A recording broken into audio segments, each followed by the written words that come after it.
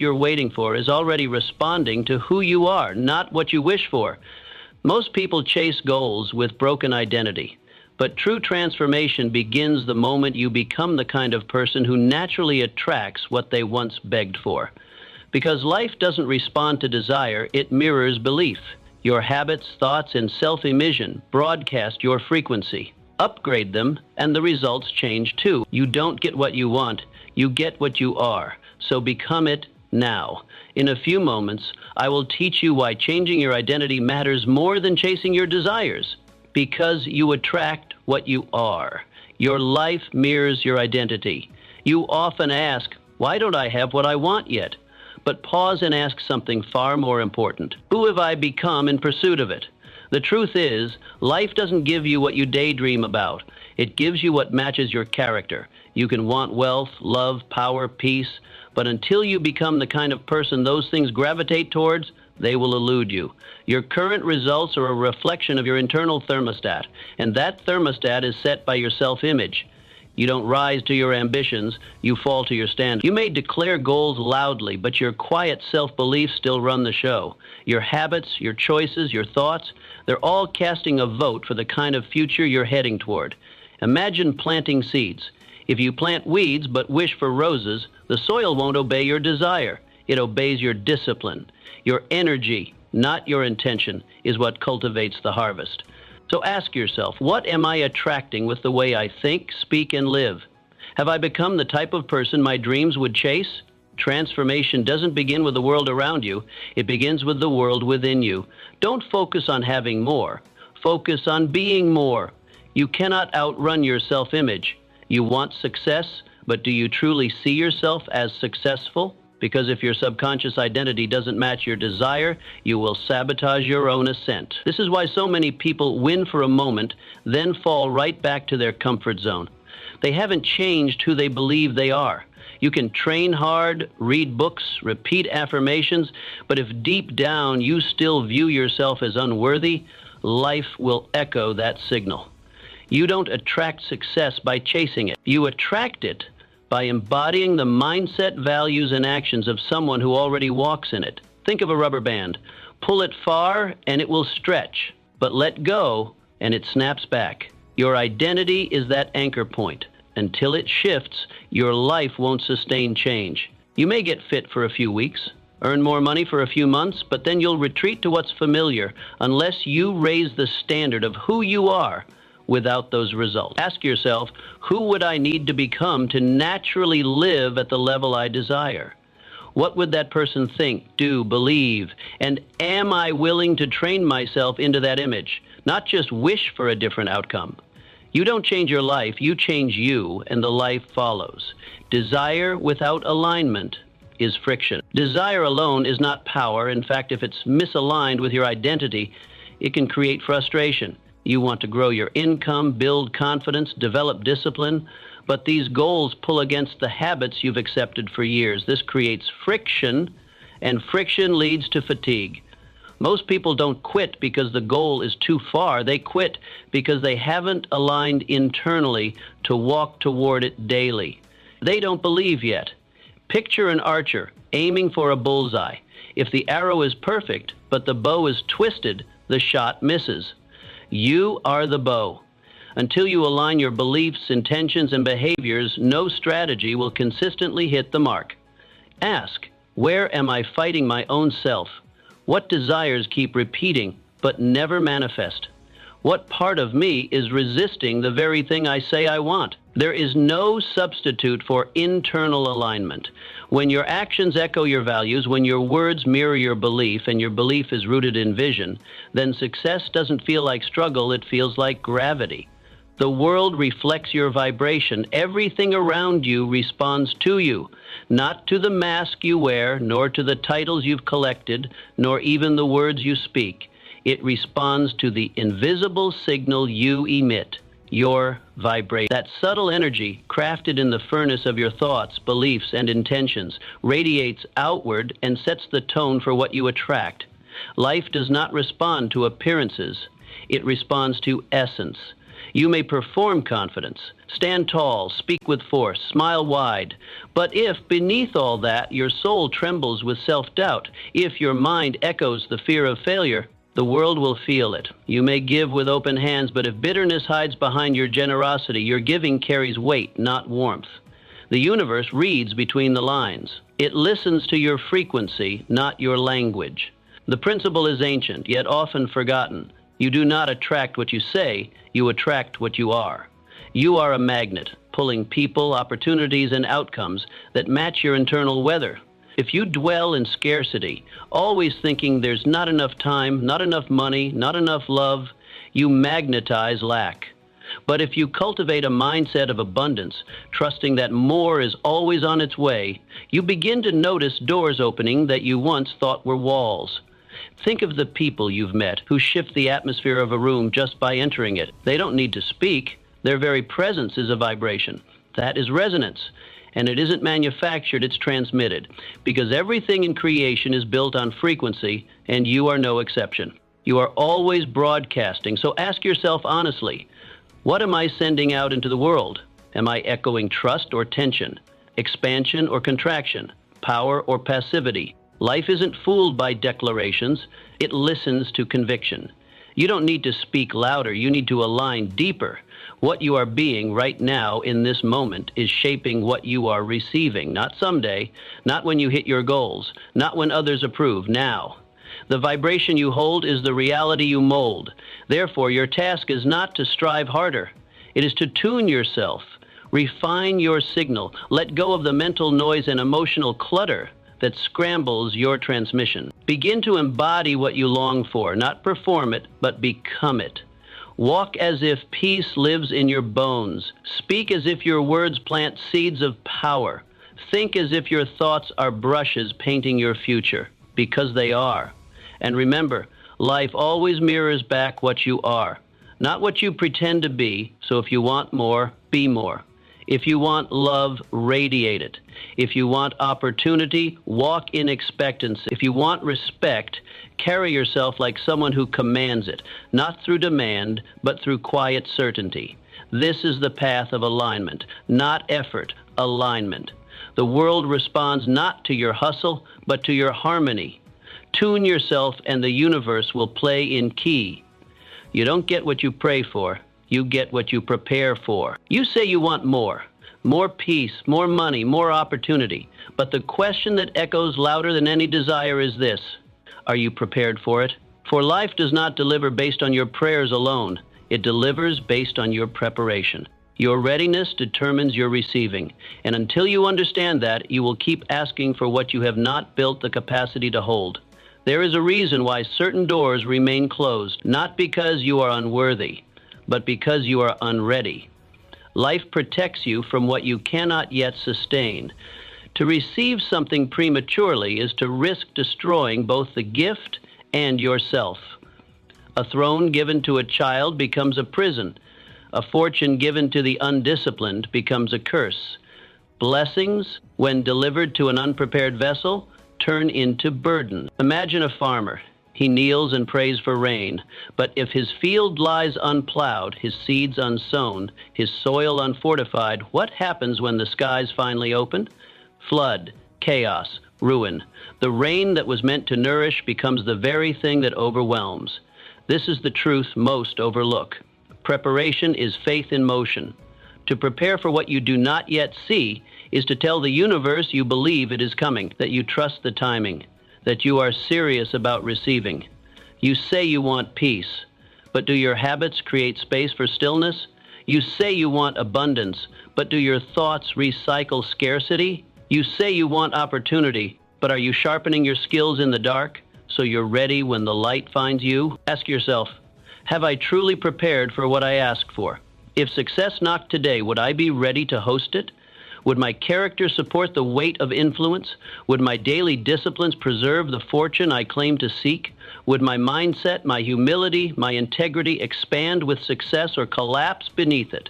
Life is not a lottery, it is a mirror. And if you do not yet see what you seek, it is because you have more becoming to do. The universe is not punishing you with delay. It is preparing you through development. It is asking you to build the version of yourself who can carry the future you envision. Stop waiting. Start becoming. Become the kind of person who makes peace a lifestyle, not a request. Become the kind of person who manages small resources with excellence so that greater resources are safe in your hands. Become the kind of person who shows up early, stays late, learns deeply, and lives intentionally. For the one who prepares in silence, opportunity eventually knocks with thunder. For the one who trains in the shadows, success appears to be sudden. But nothing great is sudden. It is earned through the quiet work of readiness. It is forged in obscurity. Do not envy the man who rose quickly. Envy the one who built quietly, who grew roots before branches, who trusted that when his time came, he would not have to scramble. He would simply step into alignment. So today, prepare. Prepare as if the answer to your prayer is already on its way, because it is. But it will not stay unless you are ready to sustain it. Your preparation is your permission slip to destiny. Sign it with action, and you won't need to chase blessings. They will recognize you and stay. The unseen identity governs the visible life. Everything you do flows from who you believe you are, not who others think you are, not who you pretend to be, but the quiet conviction pulsing beneath your choices. If your results puzzle you, if your life keeps producing outcomes that contradict your desires, look inward, not outward, for your identity is the root. Your results are only the fruit. You may crave excellence, you may study, plan, hustle, and pray, but if your core identity still clings to mediocrity, to old labels, past failures, or the false humility of not enough, then your habits will sabotage your intentions.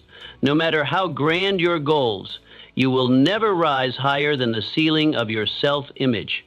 You don't perform according to your potential. You perform according to your belief about your potential.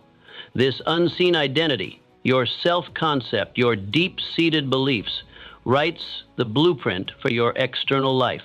This is why two people with the same education, the same opportunities, and the same starting line can produce drastically different results.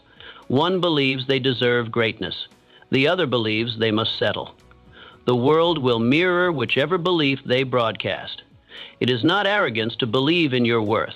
It is obedience to truth. You were not made to shrink into the mold others created for you. You were built to grow into the vision placed inside you. Every time you limit yourself to the expectations of others, you betray your divine design. Picture a stage actor. They may wear the costume of a king or a pauper, but their performance follows the script they rehearse. And so it is with your life. No matter how much you change your wardrobe, your job, your location, or your circle, if the inner script stays the same, the story repeats. You are the actor and the author. You've been rehearsing this story for years. Ask yourself, what script have I been reciting silently? Is it a story of fear, failure, and barely getting by, or one of courage, conviction, and becoming? What lines have I let play on repeat? I'm not good enough. This always happens to me. I'll never break through. These are not harmless thoughts. They are rehearsals. And what you rehearse, you become. The good news? You can rewrite the script. When you change the story, you change the role. And when you change the role, you alter the results. No longer the victim, you become the victor. No longer the doubter, you become the doer. And it starts not with massive action, but with internal permission. Give yourself permission to believe in your worth, to expect better, to embody excellence. Begin to speak from the new script. Even if your voice trembles, begin to walk in the posture of the person you're becoming. Even if your steps are unsure. Identity precedes transformation. Behavior is only the echo. Begin within. The rest will follow, because your identity is the thermostat of your life. Set it higher, and everything around you must rise to meet it. You were not born to repeat the past. You were born to rewrite the future. And that future begins with how you see yourself today. Your circle echoes your standard. Take a hard look at the people closest to you. They are not merely companions. They are a living mirror of your mindset, your standards, your current identity. Who surrounds you is not a coincidence. It is confirmation of who you have chosen to become, or who you've chosen to remain. You might speak of change, you might dream of rising higher, but if your circle is filled with comfort seekers, excuse makers, or complainers, that is the energy you have allowed into your orbit. And whether you see it or not, it reflects something still present in you. Like always attracts like. Before your surroundings can evolve, you must evolve. This is not about abandoning people. It is about leading yourself. It is about being so committed to your growth that you become the standard, not just for your life, but for the energy around you. When you raise your expectations for yourself, in thought, in speech, in behavior, others will either rise to meet you or fall away. Let them. Growth does not ask for permission. Imagine a fire. When it's weak, it draws little attention, but as it grows, it brings light. It radiates warmth. It commands presence, but it also drives away the shadows. That fire is your purpose, your vision, your becoming. Feed it, protect it, and let it purify your environment. Ask yourself, are my daily conversations building my future or binding me to my past? Do the people around me celebrate growth or retreat into comfort? Am I surrounded by those who reflect my highest self or my old self? Your environment is shaping you more than you realize. You may have ambition, but if your circle reinforces complacency, you will remain stuck. You need challenge. You need truth. You need people who see more in you than you sometimes see in yourself. So elevate your standards. Raise your internal frequency. The moment you do, the composition of your circle begins to shift. Some will feel the fire and be ignited. Others will retreat. That is not loss. That is alignment. When you become intentional about your inner world, the outer world responds. You won't need to beg for better relationships, better opportunities, or better energy. You will attract it by who you are. Choose your circle as if your destiny depends on it, because it does. The body responds to the mind's command. Your posture, your habits, even your energy, they obey your thoughts. You are not simply a body navigating this world. You are a mind transmitting instructions. And the body, it listens. Your walk shifts when you believe you matter. Your voice gains weight when you believe you're valuable. The body is not the commander. The mind is. Every single day, without realizing it, you are running script, silent commands that dictate how you behave, how you respond, how you feel. Whisper to yourself, I'm tired, and your spine bends, your breathing shallows, your ambition fades, but speak to yourself, I am powerful, and something ancient within you rises. Your chest opens, your back straightens. You move as if you belong because now you believe you do. This is not fantasy. This is biology. Your nervous system is a loyal listener. Your words become its signals. Your beliefs become its instructions. And it will shape your posture, your pace, your presence to match what it hears. You are sculpting your state with every phrase you repeat, whether consciously or not. Picture a soldier on the edge of battle. If his mind is filled with images of defeat, his hands tremble, his eyes lose focus. But if his inner voice declares victory, even in the face of fear, his body steadies, his senses sharpen, his courage awakens, his outer form bends to the will of his inner conviction. That same principle governs you. Ask yourself, what have I been commanding myself to feel? What have I been declaring through repetition? With my words, with my tone, with my expectations, because repetition is not just a teacher, it is a master sculptor. The thoughts you rehearse most become the blueprint of your being. You must become intentional with your inner dialogue. You must notice when you're reinforcing weakness under the disguise of honesty. I can't focus. I always fail. I'm not good enough. These are not mere observations. These are instructions. And your body complies. Change the input and the output transforms. Tell yourself, I am focused. Your attention sharpens. Declare, I always rise. Your energy increases. Say, I carry value. Your presence expands. The shift begins not outside but within. And as you shift, the world shifts with you. People respond not to the real you, but to the revealed you. And you reveal who you are by how you carry yourself.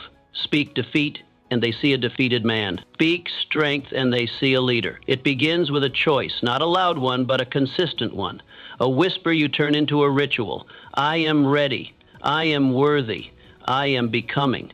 Keep saying it. Your body is listening. So is your destiny. You become what you tolerate.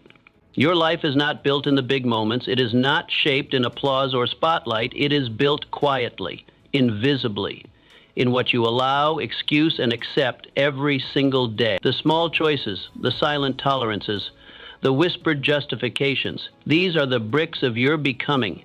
Each time you let something slide that goes against your values, you are not simply compromising a standard. You are sculpting a self. You are writing a quiet contract with your future, promising less than your potential, and the tragedy is you may not even realize it. This is the erosion of greatness, not through dramatic collapse, but through slow surrender, through the daily decision to tolerate what should be confronted, to excuse what should be corrected, to accept what should be challenged. You may say it's just one missed workout, just one more excuse, just one lie I told myself to get through the day, but repetition builds reputation, and reputation becomes identity. You are always teaching yourself what you value, teaching yourself what you tolerate, teaching yourself what you're willing to settle for. Think of a stone beneath a dripping faucet. One drop does nothing. A dozen drops seem harmless, but over time, that steady, constant drip carves a groove. It reshapes what once stood firm. That's what compromise does to your character. You don't become weak all at once. You fade. You dull. You erode. Not because you failed, but because you accepted what was easier, what was safer, what was less. Ask yourself, what have I tolerated so long that it now defines me? What boundaries did I once hold firm, but now blur because I was afraid of discomfort or change or judgment? What have I let repeat so often that it now feels like truth? Greatness does not arrive with a trumpet. It is not delivered by chance or inherited by luck. It is forged quietly, ruthlessly by the person who holds the line when it would be easier to lower it. IT is found in the man who gets up when no one would fault him for staying down. In the woman who speaks truth when silence would be more convenient. In the soul who does the hard thing, the right thing, the thing they promised themselves they would do, even when no one is watching. Because that is the real test. Not how you act when the crowd is watching, but how you live when no one sees. When it's just you and your standard, you and your reflection, you and the vow you made in the silence. You are building a reputation with yourself, every day, every moment. And that reputation is either reinforcing your worth or undermining it. You cannot fake greatness. You cannot shortcut it. You earn it, one refusal at a time. Refusal to excuse what you know is wrong. Refusal to tolerate what you know weakens you. Refusal to accept what you know is beneath you. Hold the line. That is where strength grows. That is where confidence is born. That is where integrity becomes identity. Your future is not asking for perfection. It is asking for consistency, for courage, for resolve, for a standard you do not negotiate. You may never control the outcome, but you always control the standard. So draw the line, hold the line, and watch who you become because of it. Your energy teaches others how to treat you. People don't just listen to your words, they read your presence. Before you speak a single sentence, your energy has already spoken volumes. Your body language, your tone, your boundaries, they all communicate who you are and how you expect to be treated. You cannot fake confidence, and when you try, the world senses the gap. If you walk timid, hesitant, unsure, you do not merely blend into the background. You signal to others that it is safe to disregard you, that you will tolerate being overlooked, that your own standard for yourself is negotiable. But if you walk with purpose, shoulders back, eyes steady, steps firm, you do not have to demand respect. You command it, not through force, but through alignment. Because your belief in yourself is palpable. It is not a shout, it is a signal. The world does not treat you as you wish to be treated. It treats you as you expect to be. And your expectations are revealed not through your words, but through your way of being. Your energy is your first language. Before trust is built, before connection is formed, people observe your frequency. They calibrate to your belief. They test the waters of your presence, and they mirror it back. Think of a lion in the wild. It doesn't need to roar at every moment to prove its power. Its stillness speaks. Its calm exudes dominance. Its lack of fear establishes territory. You must carry yourself the same way, not with arrogance, not with noise, but with an unshakable, rooted confidence. A quiet dignity that says, I know who I am, I honor myself, you should too. Ask yourself, what is my energy teaching others about me? What message do I send before I ever open my mouth? Have I been shrinking, dimming, apologizing for my own existence, and calling it humility? Have I mistaken playing small for being kind? Real humility is strength under control. It is power that does not need to flaunt. It is presence that does not need to chase validation. But it is never weakness. It is never self-erasure. It is never the absence of self-respect. Every day you are training others how to treat you. Through your boundaries, through your tone, through how you carry yourself in a room. If you allow disrespect, it continues. If you stay silent when your values are crossed, the silence becomes consent. If you look to others for permission, they will give you limitation. You must embody what you want to attract. You want honor? Walk honorably. You want respect? Speak and move as one who respects themselves. You want strength? Carry strength within first. This is not a game of pretending. It is a journey of aligning. Aligning with the truth of your worth, your dignity, your divine right to take up space. And when you align, you don't need to perform. You simply are. And people feel it. You attract what you embody. And if your inner world is strong, your outer world begins to reflect it. Opportunities change. Relationships evolve. Environments respond. Because the world doesn't lead you, it reflects you. Raise your energy, not through noise, but through depth, not through ego, but through clarity. Let your very presence say, I am here with intention. I am not lesser. I do not shrink. I stand in truth. You do not need to demand, just stand. You do not need to prove, just be, and the world will notice. It always does. Your habits predict your future. Look not at your dreams, but at your daily rituals. Dreams are easy to speak. They sound beautiful. They inspire applause, but they cost nothing. Your real belief is revealed in repetition. What you do every day declares who you are becoming, more than any vision board or spoken goal ever could. You may say you want success, peace, love, or wealth, but your habits will tell the truth. Your routines are the evidence. They are the roots beneath the surface, and just like a tree, what grows tomorrow is already being shaped today. Every great life is built on small disciplines, not grand declarations, not emotional breakthroughs, not spur-of-the-moment inspiration, but quiet, consistent behaviors that compound over time. The invisible choices, the morning routines, the thoughts you rehearse, the boundaries you protect. These form the foundation. You attract what you prepare for, and preparation is never accidental. It is built into how you live. Your habits are either preparing you or preventing you. You say you want wealth? Then examine how you treat the resources you have now. Do you respect your money? Do you save? Do you invest in growth? Or do you squander what you call too little while dreaming of more someday? You say you desire peace? Then examine your relationship with stillness. When anxiety rises, do you sit in silence or do you flee into distraction, into screens, noise, or busy work? Peace is not found in the absence of conflict, but in the practice of presence. You say you want love, then ask how you treat yourself when the room is empty. Do you speak kindly to your reflection? Do you forgive yourself? Do you hold yourself to a standard worthy of someone who is loved? Imagine a gardener. He wishes for oranges, dreams of sweet fruit, tells others of his future orchard, but he waters thorns, neglects the seed, and ignores the soil. His wish is irrelevant. His harvest obeys his habit. That is the reality of life. Your outcomes do not respond to what you want. They respond to what you repeatedly do. Desire is not enough. It must be partnered with discipline.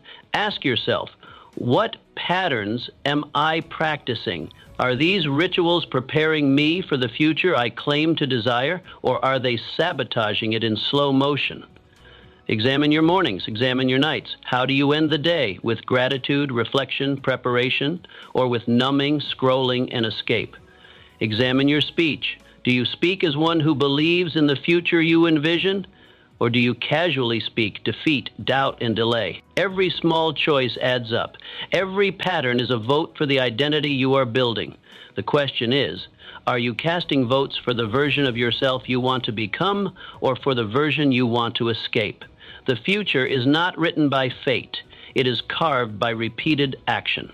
You do not get what you wish for, you get what you work for. And you work in the quiet routines no one sees. You want a new life, then you must choose new habits. And you must repeat them long enough that your identity catches up, because transformation is not an event, it is a shift, a becoming, one decision at a time. You do not need to change everything overnight, but you do need to start today. Small, specific, aligned. Want to become a writer? Then write daily, even badly. Want to become fit? Then move your body, even when it's inconvenient. Want to become financially free? Then study, budget, plan, even when it feels boring. Over time, the habits harden into identity, and your identity begins to speak louder than your doubts. So do not look too far ahead. Look at today, because today is the seed of all your tomorrows, and what you plant in repetition, you will harvest in reality. The invisible wall of limiting beliefs. You may not see the prison, but you're living in it. It has no bars, no guards, no gates, only thoughts. And yet, it is as real as any cell. It keeps you from rising, from risking, from realizing your potential. Every time you say, I'm not good at this, I can't, or people like me don't, you are not just expressing doubt. You are laying down another brick. You are building the very walls that block you from the doors you were born to open. These walls are invisible, but their effects are undeniable. They limit what you try, who you meet, how high you reach. These limiting beliefs are learned. You weren't born thinking small. You were taught. Through experience, through repetition, through the fears of others projected onto your path. A teacher, a parent, a friend, a past failure. These voices echo in your mind, and over time they become your own. But beliefs are not facts.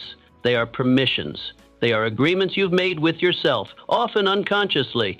And the most dangerous beliefs are not the loud ones. They are the quiet ones. You don't even question. You say, I'm just not a leader. Who told you that? And why did you agree? You say, I could never do that. But have you ever tried with all your might? You say, that kind of life isn't for people like me. But who are you really? And who defined that boundary? Picture an elephant tied by a thin rope. As a baby, the rope held him. He learned that resistance was futile. He accepted his limit. Now grown, he could easily break free, but he doesn't. Why? Because the rope isn't around his leg. It's around his mind. You are that elephant. The rope may be an old story, an outdated label, a childhood memory, a moment of shame. But the truth is, the rope no longer holds you. Only your belief in it does. Ask yourself, what belief have you accepted that is not serving you? What limit have you obeyed without challenging it? What have you labeled impossible without ever testing the truth? This is the beginning of freedom, not by breaking chains, but by recognizing they were never real, by seeing that the doors were open all along. You only needed the courage to walk through them. You only need to question, to examine your thoughts the way you would examine a contract. Who wrote this rule you're living by? And do you still agree? You must dismantle the beliefs that convinced you a lesser life was your ceiling, because nothing outside is stopping you, not the economy, not your past, not your background, only the inner story you keep repeating, and you are allowed to rewrite it. Want a greater life? Then raise the standard of your thoughts. Speak truth to your doubt. Say, I don't know yet, but I'm willing to learn. Say, this is unfamiliar, but I can grow. Say, I've failed before, but I am not a failure. Every time you challenge a lie, you remove a brick. Every time you act in spite of fear, you shake the walls. Every time you step toward growth, you loosen the rope. This is how you change, not by waiting for permission, but by realizing you were never truly bound. You were trained to stay small. But now you know. The prison was never outside of you. It lived in your beliefs, and belief can be rebuilt. So start today. Start with one thought you've always accepted but never questioned. Pull on it, test it, and if it breaks, let it fall. Because your future does not depend on your past. It depends on your permission. And freedom begins the moment you say, I no longer believe that. Your internal language shapes external reality. Words carry power, not just the ones spoken aloud, but especially the ones you whisper to yourself. You are in constant dialogue with your own mind. Morning to night, a stream of thoughts flows quietly beneath your actions. That voice is shaping you. Every decision, every hesitation, every move forward or backward begins with what you tell yourself in the silence. If that inner dialogue is filled with doubt, shame, or defeat, then your results will echo that same script. Tell yourself you're not smart enough, and you will act without confidence. Tell yourself you're unlucky, and your attention will lock onto setbacks instead of solutions. But tell yourself you're capable, not perfect, but capable, and your behavior begins to rise to meet that belief. It's not magic. It's not empty affirmation. It is psychology. Your self-talk sets the thermostat of behavior. The mind is like a room with many doors. Most of them stay closed because your language keeps them locked. But when you change the phrase even slightly, the door cracks open. Say, I can figure this out, and suddenly the mind searches for solutions. Say, I always mess this up, and it seeks evidence to support the defeat. You are not just the listener of your thoughts. You are the author. And every word you choose programs your emotional environment. It creates your lens, and through that lens, you interpret the world. Consider a captain steering a ship. The rudder is small compared to the vessel, but it determines the direction. Your words are that rudder. Quiet, subtle, but deeply influential. A shift in language creates a shift in path. When your language is full of fear, your vision narrows. You focus on what could go wrong. You hesitate. You shrink. But when your language is infused with belief, your vision expands. You begin to see paths you ignored. You entertain the idea that progress is possible. And that belief becomes fuel. What phrases have you rehearsed so often they now run on autopilot? Think about it. The things you say without thinking are the ones that shape you most. Are they empowering you or excusing you? Are they giving you reasons to rise or rationalizations to retreat? You might not realize it, but the words you repeat are scripts. Scripts you act out day after day. I can never focus. I always mess this up. I don't belong in rooms like that. These aren't harmless statements. They are instructions. You give them to your mind, and your mind, ever obedient, follows them. But just as you've learned to speak defeat, you can also learn to speak power. You don't need louder motivation. You need cleaner language. Language that reflects truth, not fear. Words that clarify, not confuse. And once your mind starts to believe in a new narrative, your body will follow. Your behavior will adapt. Your habits will shift. This isn't about lying to yourself. It's about telling yourself a better truth. The kind that gives you energy instead of draining it. The kind that aligns with the future you want to build, not the past you want to escape. Begin here. Pay attention. Catch the words you say in frustration, in fatigue, in fear. Then pause. Replace them, not with perfect affirmations, but with honest possibility. I don't know how yet. This is tough, but I've faced worse. I'm not where I want to be, but I'm not stuck. Language is the lever. Use it to lift your life. Change your internal dialogue and you change your direction. Say, I am learning, and the mind becomes a student. Say, I am worthy, and the heart begins to heal.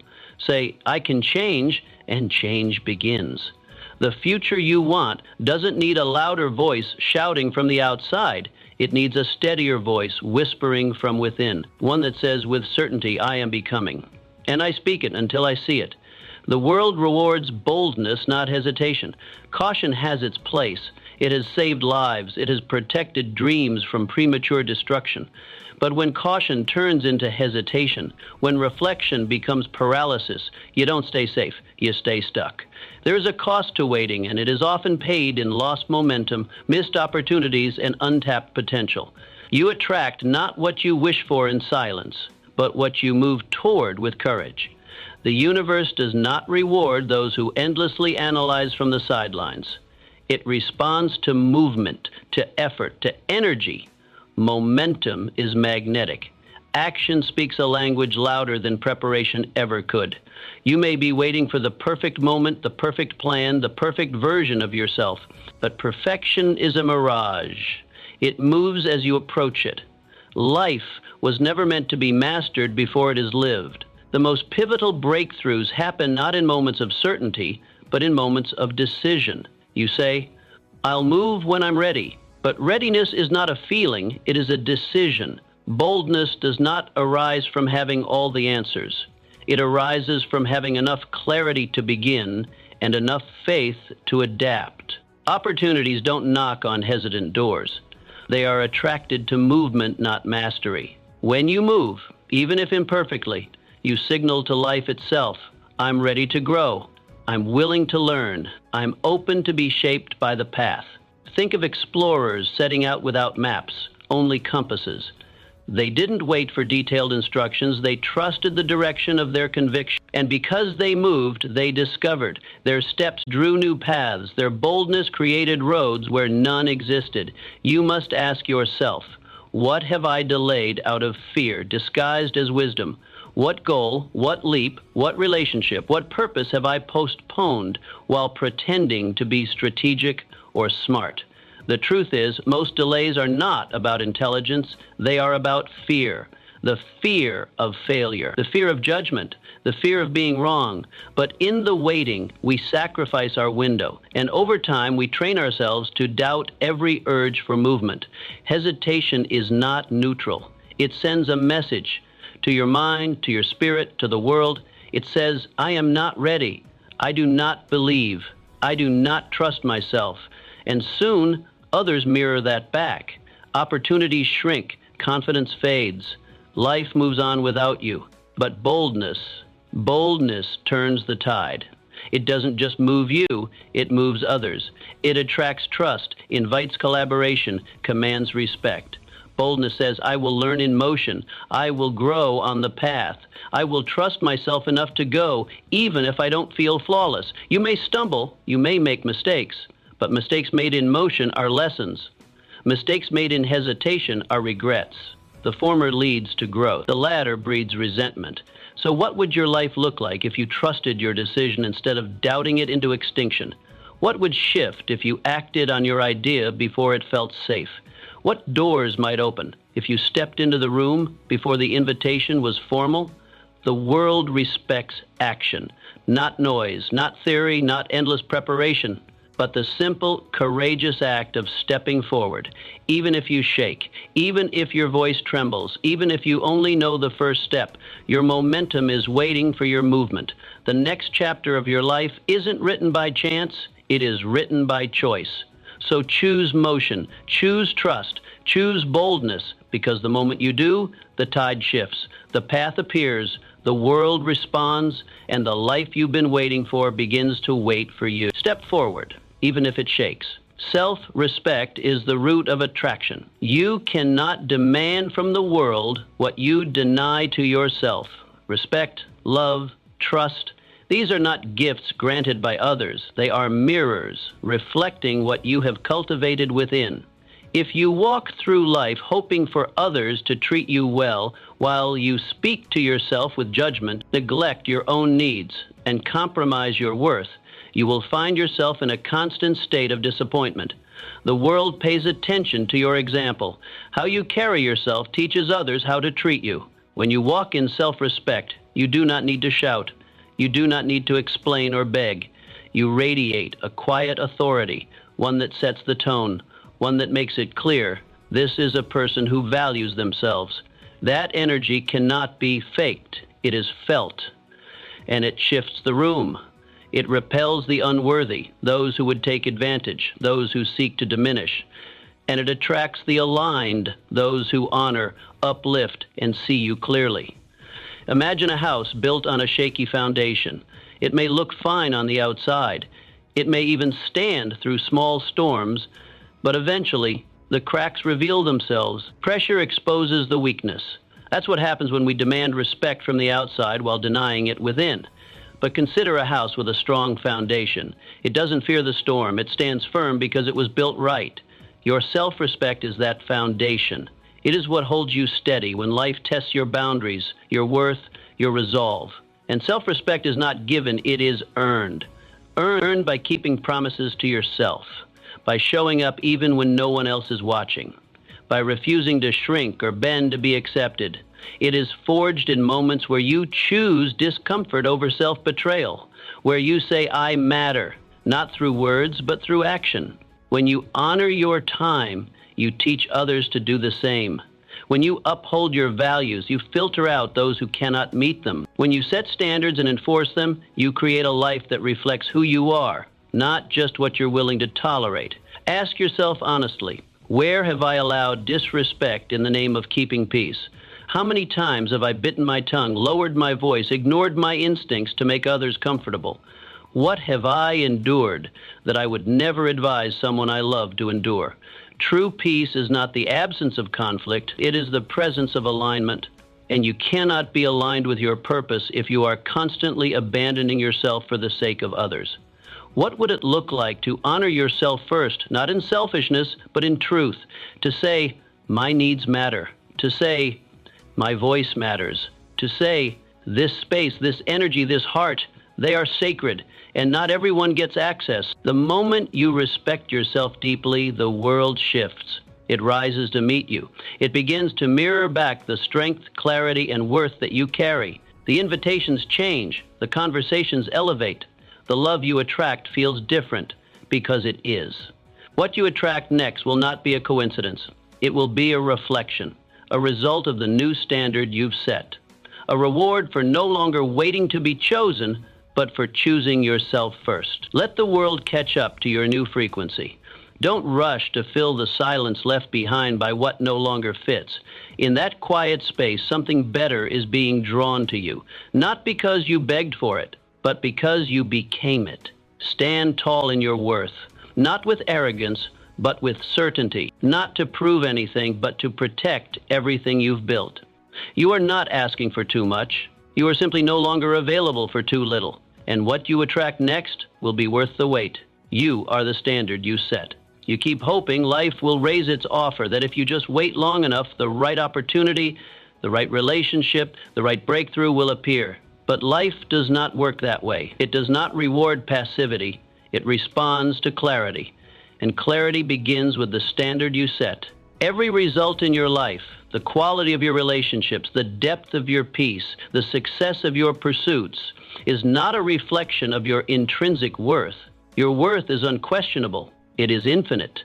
But your outcomes reflect what you've been willing to accept, what you've tolerated, what you've settled for in the name of convenience, fear, or fatigue.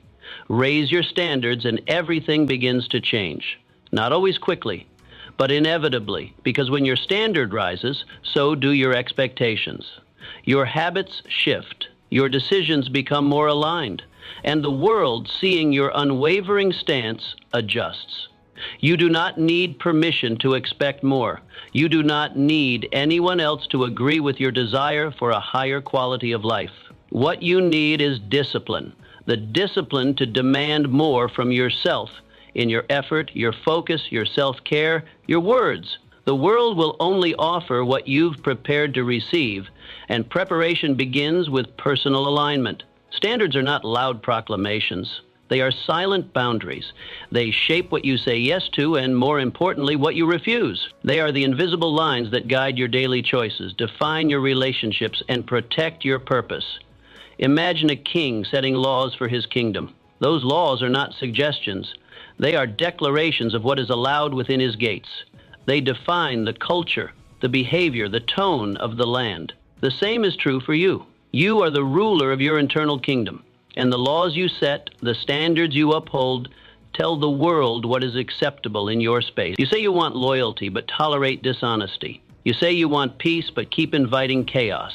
You say you want growth, but keep habits that pull you backward. That contradiction is not life's fault. It is a signal that your standard needs strengthening. Ask yourself, what have I lowered simply because I was tired of waiting? Where did I drop the bar in the name of being realistic, patient, or liked? What dreams have I downsized to fit the comfort of others? And more importantly, what would happen if I refused to drop the bar again?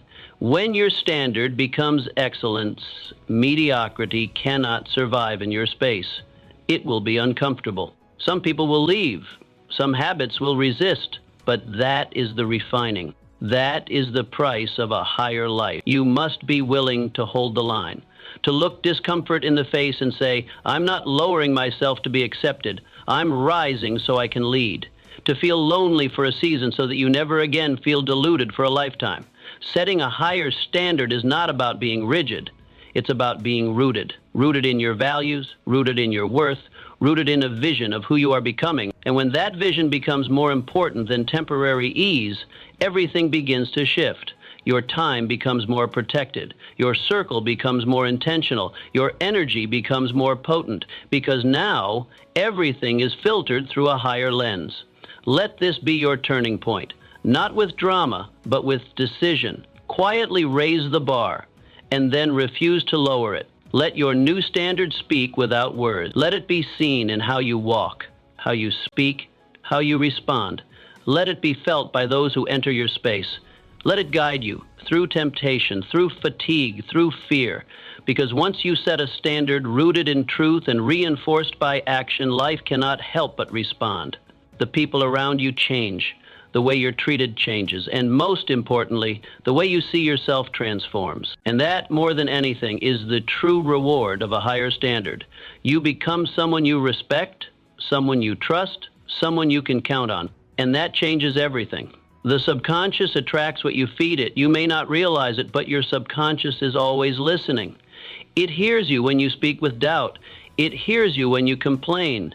It hears you when you say, I can't, I never, or it's too late. And more importantly, it believes you. But it is not moved by what you say once. It is moved by what you repeat. Repetition is its native language. Your mind is fertile ground. It doesn't judge what you plant.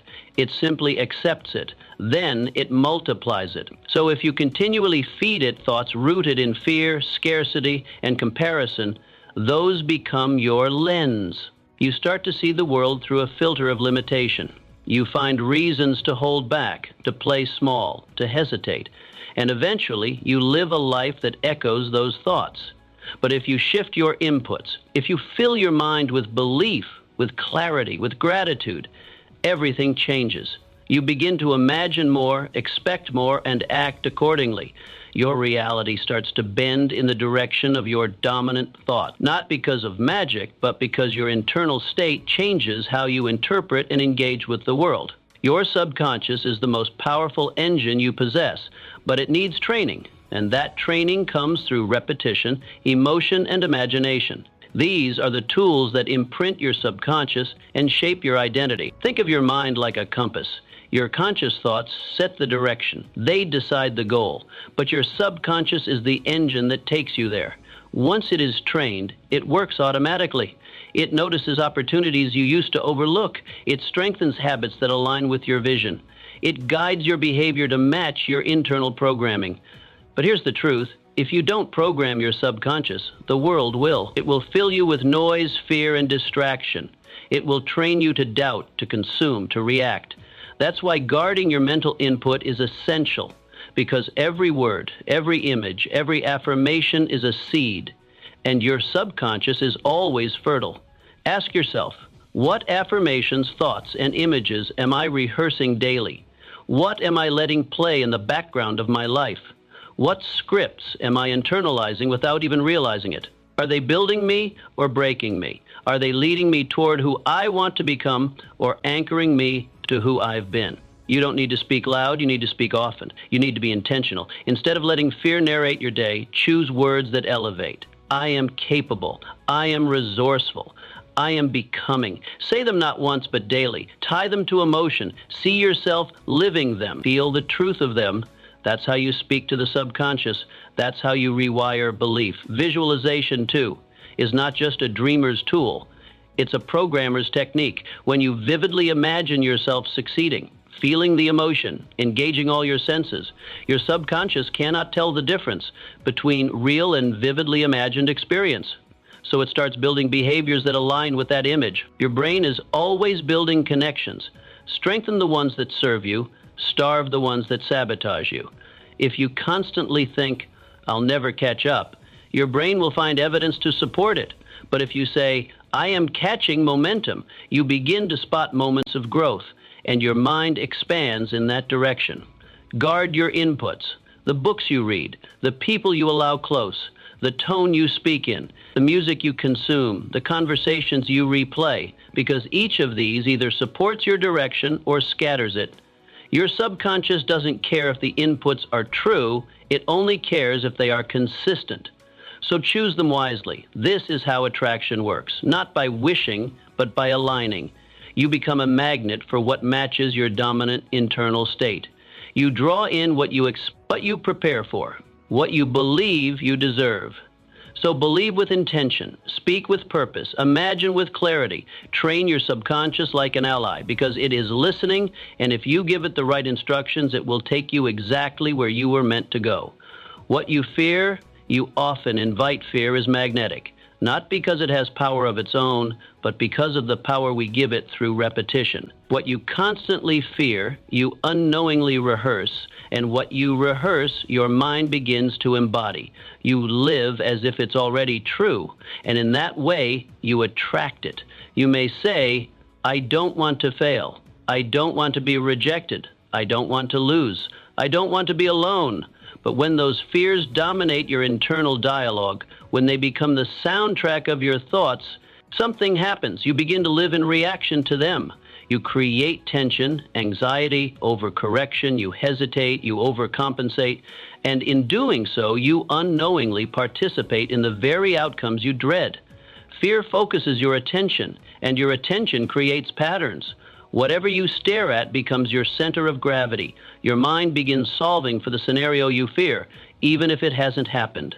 That focus shapes your decisions, your posture, your tone. It leads you to act not with intention, but with defense. And living in defense creates a life of limits. Imagine walking a tightrope, high above the ground. The rope is narrow but sturdy. The balance is within you.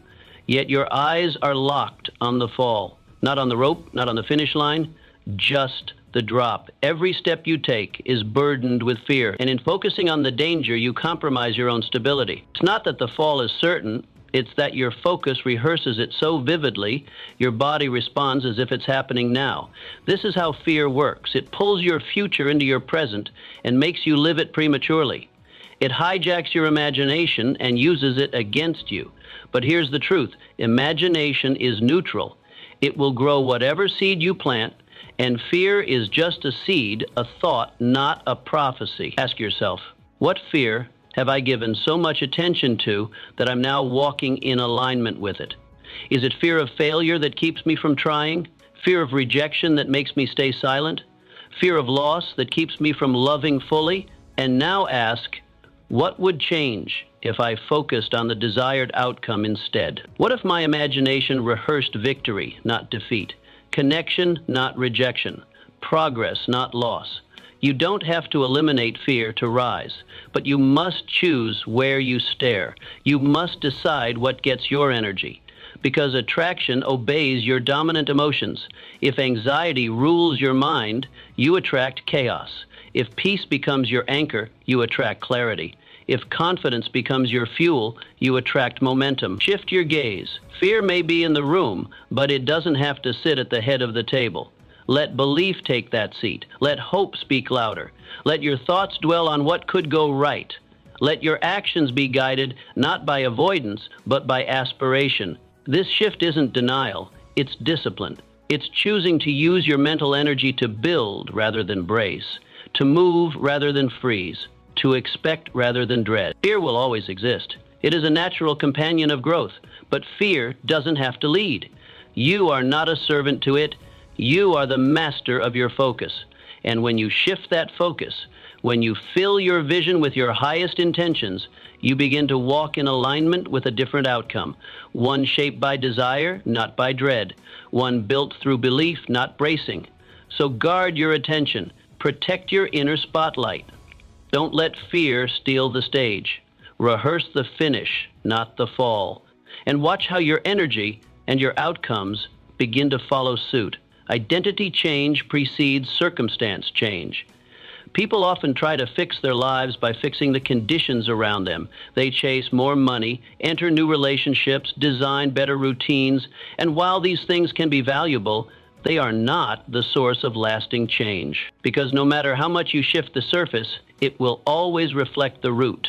And the root is your identity. You cannot rise beyond the level of self you are loyal to. If you believe you're someone who always struggles, who is undeserving, who is stuck, then no matter what changes around you, you will find a way to return to that identity. Because the subconscious demands alignment. It pulls you back to what feels familiar, even if what's familiar is failure. So real transformation doesn't start with behavior, it starts with becoming. You must first become the kind of person for whom the next level is normal, the kind of person who earns more because they believe they add more value, the kind of person who sustains healthy love because they love themselves, the kind of person who is consistent because they no longer identify as someone who quits. Change who you are being, and what you are doing will follow.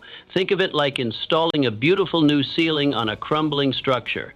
It might look good for a while. You may impress a few guests, but over time, the cracks will show. The frame can't support the upgrade. Eventually, it collapses under the weight of the illusion. That's what happens when we try to change outcomes without changing our inner world. When we jump to the fruit and ignore the root. Identity is the root. Circumstances are the fruit. Get the order right and the results will last. Ask yourself, who must I become to naturally create the life I envision? Not by force, not by hustle alone, but with ease, because that outcome is aligned with who I see myself to be. It isn't about pretending, it's about preparing. Preparing your inner world to host the life you want, because everything you want already belongs to a certain kind of person. The kind of person who thinks, acts, and believes in ways that attract that life. You say you want peace, then become someone who doesn't chase chaos. You say you want abundance, then become someone who doesn't speak the language of lack. You say you want respect, then become someone who respects themselves first. Your actions may speak, but your identity shouts, and the world listens. It responds to who you are, not just what you do. That's why temporary habits fall apart if they aren't grounded in a new self-image. Behavior without belief is fragile, but when you believe differently, you act differently, you choose differently, and over time, you attract differently. This isn't about perfection, it's about alignment. Alignment between your desires and your identity. When the two match, life begins to feel less like a grind and more like gravity.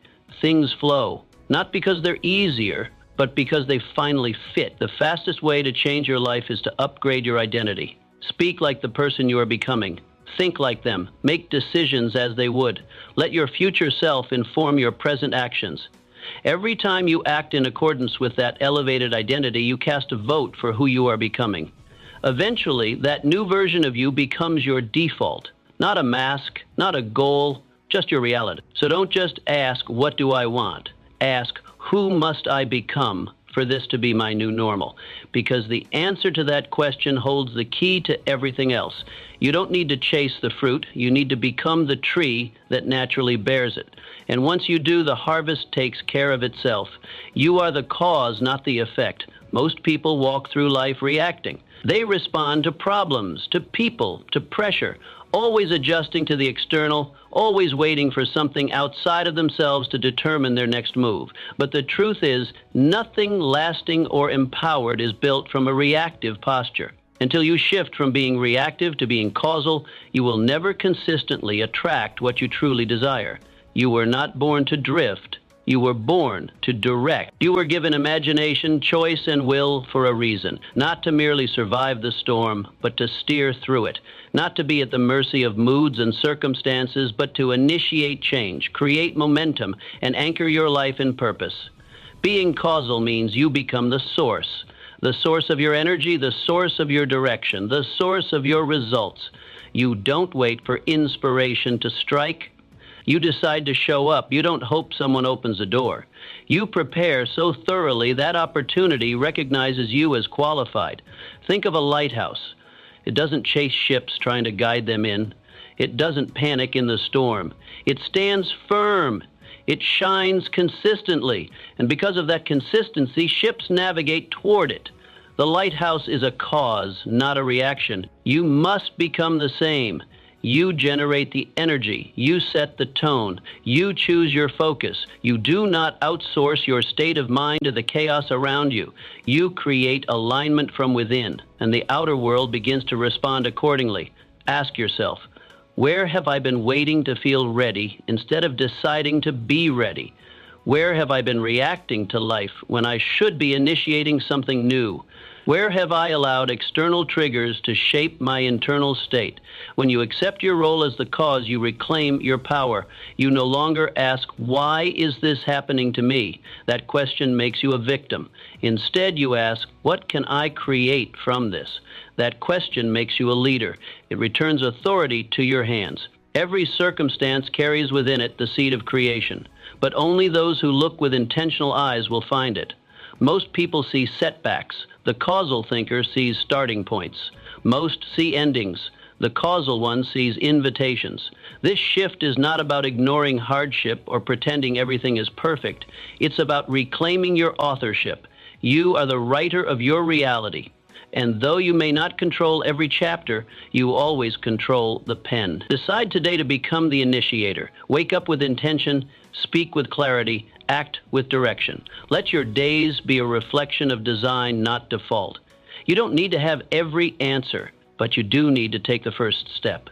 You don't need to feel 100% confident, but you do need to be committed, because life does not wait for those who hesitate.